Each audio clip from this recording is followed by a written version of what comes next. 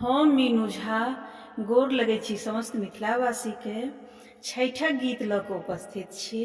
सब गोटे के छठि महापर्व के बहुत बहुत शुभकामना। धन्यवाद। जय मिथिला, जय मैथिली।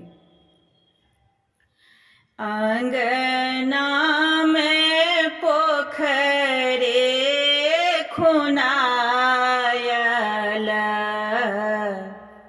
छठी मैया एथिन आय, दीनानाथ एथिन आय। दुआरा पर तमुआ तनायल,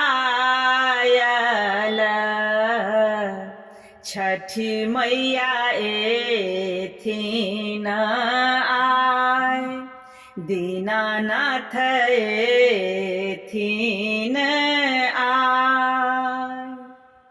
अचरा सगलिया बहारल,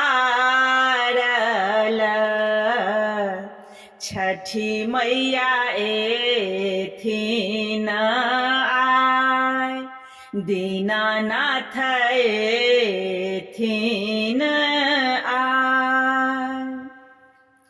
केरवा के आनब डाला भरे, तै पर पियरे ओढ़ब, छठी मैया एथिन आय।